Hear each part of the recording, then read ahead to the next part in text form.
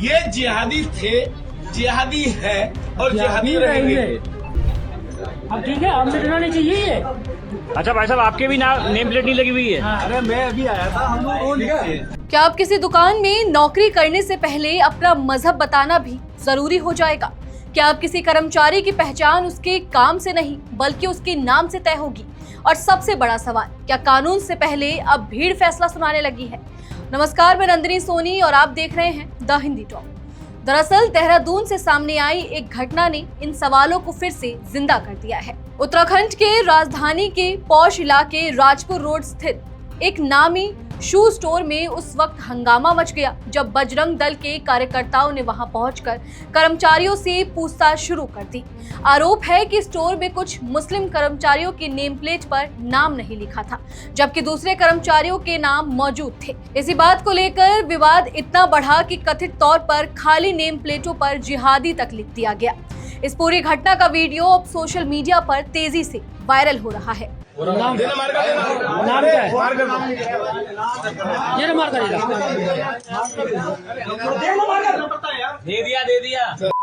सुन ले भाई, रोज लिखना पड़ता, समझ गया? रोज अभी आज क्या भूल गया? सुबह नाश्ता नहीं करा, औकात है अपनी। इन्होंने नहीं लिखा क्या लिखना चाहिए, लेकिन हमने लिख दिया। ये जिहादी थे, जिहादी है और जिहादी रहेंगे। जानकारी के मुताबिक बजरंग दल के कुछ कार्यकर्ता एक कर्मचारी विपिन सिंह के कथित उत्पीड़न और वसूली की शिकायत को लेकर स्टोर पहुंचे थे। दावा किया गया कि स्टॉक चेकिंग के दौरान 2 जोड़ी जूते कम मिलने के बाद कर्मचारी पर दबाव बनाया जा रहा था, लेकिन देखते ही देखते मामला कर्मचारी विवाद से हटकर मजहबी पहचान तक पहुंच गया। मुस्लिम कर्मचारी से सवाल जवाब शुरू हुए और फिर नेम प्लेट को लेकर बवाल खड़ा हो गया। आरोप है कि जब कुछ कर्मचारियों की नेम प्लेट पर नाम नहीं मिला तो भीड़ भड़क गई और कथित तौर पर उन प्लेटों पर जिहादी लिख दिया गया। आप सोचिए, मेट्रो शूज में प्रत्येक कर्मचारी जो हिंदू कर्मचारी है उनकी नेम प्लेट उनको किस लिए रखा गया है? जिससे बहुसंख्यक हिंदू समाज से चलने वाले शोरूम चलते रहे, लेकिन ये अपना नाम लिखे जो कि मुसलमान है और हमारे लोगों को पीड़न कर रहा है। चोरी दुकान में शोरूम में खुद करता है, हमारे लोगों को फंसवाता है। ये लगाओ नेम प्लेट। इसके फोन में भी मिलेगा कुछ ना कुछ। तो मेरा अभी इसके खिलाफ लिखवाते हैं, पुलिस को बुलाएंगे, जांच करेंगे। पुलिस अपना आप चेक कर लेगी फिर। लिखो लिखो। अब ठीक है, अब मिटना नहीं चाहिए ये। अच्छा भाई साहब, आपके भी नेम प्लेट नहीं लगी हुई है? अरे मैं अभी आया था, हम लोग आपको नहीं पता क्या? इधर मेट्रो शूज से कमाकर खाने वाले आप लोग मेट्रो शूज में चोरी कर रहे हैं। सबसे पहले तो आप रफीक मलिक को चूना लगा रहे हैं, ठीक है? उसके बाद आप जो गढ़वाल मूल के लोग हैं उनका पीड़न करेंगे, बदमाशी करेंगे। क्या नहीं हुआ, ये हमारे पास जानकारी आई है। संगठन के कार्यालय में लेटर भेजा गया।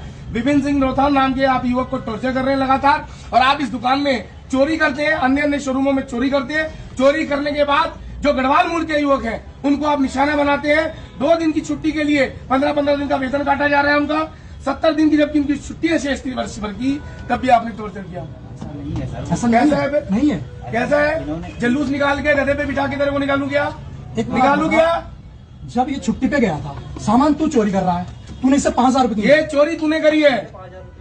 झूठ ना बोलियो। ये देखो, ये सुन लेना मेरी बात। क्या है? ये सब लिखा हुआ है। क्या किया भाई साहब? बताइए, पूरा विषय बताइए। मामला तो क्या है भाई? मामला ये है सर जी, इन्होंने मेरे से रिजाइन लेटर लिया है, जो बैठे रहे हैं। बुलाओ इधर बुलाओ, इसे कौन है ये? इधर आ जाओ भाई, इधर इधर आ जाओ। टोपे इधर आ। फिर स्टॉक में जोड़ियां कम आई, कह रहा है कि तेरा काम फील्ड में, तू देखा कर कि जोड़ियां कहाँ गई, क्या है। 5,000 रुपए क्यों लिए? 5,000 रुपए, 13,000 रुपए का छोटे सा है, कह रहा 60-40 भरना पड़ेगा, तो 5,000 रुपए भरवाए मेरे से। उत्तराखंडी का टॉर्चर हो रहा है यहाँ पे मेट्रो में, इतना बड़ा ब्रांड। इन्होंने मेरे से रिजाइन लेटर पे साइन करवा दिया। कौन है और इरफान कौन है?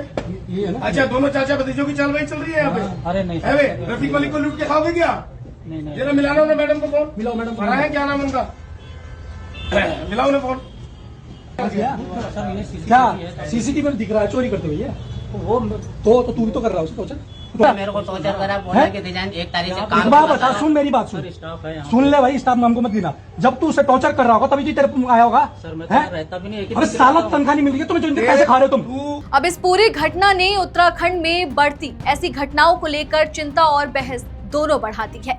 अभी हाल ही में आपने मोहम्मद दीपक का मामला भी देखा था, जहां एक मुस्लिम व्यक्ति की मदद करने को लेकर विवाद खड़ा कर दिया गया था। उस घटना ने भी यही सवाल उठाया था कि क्या अब इंसानियत और मदद भी मजहब देखकर तय होगी। और अब देहरादून की ये घटना दोनों मामलों को जोड़कर देखे तो एक डरावनी तस्वीर सामने आती दिखाई देती है, जहां धीरे धीरे समाज में शक और पहचान की रणनीति बढ़ती नजर आ रही है। सोचिए, एक इंसान सुबह घर से निकलता है सिर्फ इसलिए कि मेहनत करके अपने परिवार का पेट पाल सके, अपने बच्चों का खर्चा उठा सके, लेकिन अगर शाम तक उसे सिर्फ उसके मुस्लिम होने की वजह से घेरा जाए, उस पर शक किया जाए, उसकी नेम प्लेट पर जिहादी लिखा जाए, तो फिर ये कैसा माहौल बनता जा रहा है। क्या अब सिर्फ नाम देखकर किसी की नीयत और पहचान तय कर दी जाएगी? अगर किसी पर कोई आरोप है तो उसकी जांच करना पुलिस का काम है, सबूत जुटाना जांच एजेंसियों का काम है, और दोषी है या नहीं ये तय करना अदालत का काम है। लेकिन सवाल ये है कि आखिर किसी संगठन या भीड़ को यह अधिकार किसने दे दिया कि वो किसी को जिहादी घोषित कर दे?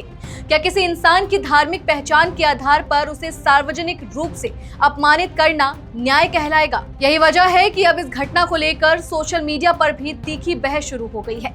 कई लोग सवाल उठा रहे हैं कि अगर यही मामला किसी गैर हिंदू संगठन या किसी दूसरे समुदाय से जुड़ा होता तो क्या प्रतिक्रिया इतनी शांत रहती? क्या तब भी इसे सिर्फ हंगामा कहकर छोड़ दिया जाता, या फिर पूरे देश में बड़ा विवाद खड़ा हो जाता? दूसरी तरफ पुलिस का कहना है कि अभी तक उन्हें कोई औपचारिक शिकायत नहीं मिली है। एएसपी सिटी प्रमोद कुमार के मुताबिक शिकायत मिलने के बाद जांच और कार्रवाई की जाएगी। वहीं बजरंग दल से जुड़े लोगों का कहना है कि वायरल वीडियो के कुछ हिस्सों के साथ छेड़छाड़ की गई है। हालांकि अब ये मामला सिर्फ एक स्टोर या एक वीडियो तक सीमित नहीं रह गया है। फिलहाल देहरादून की ये घटना अब उस बड़े सवाल का हिस्सा बन चुकी है, जहाँ लोग पूछ रहे हैं कि क्या अब देश में किसी की पहचान उसके काम और व्यवहार से होगी या सिर्फ उसके नाम और मजहब से? और अगर यही माहौल लगातार बढ़ता रहा तो आने वाले समय में समाज के भीतर भरोसा बचेगा भी या नहीं? और अब सबसे बड़ी चिंता यही बनती जा रही है। चले फिलहाल इस वीडियो में इतना ही। आप इस पूरी खबर को लेकर क्या कुछ सोचते हैं कमेंट सेक्शन में हमें अपनी राय जरूर दें। और अगर अभी तक आपने हमारे चैनल को सब्सक्राइब नहीं किया है तो तुरंत करें। इसके साथ ही हमें सोशल मीडिया प्लेटफॉर्म यानी कि फेसबुक, इंस्टा और एक्स पर फॉलो जरूर करें।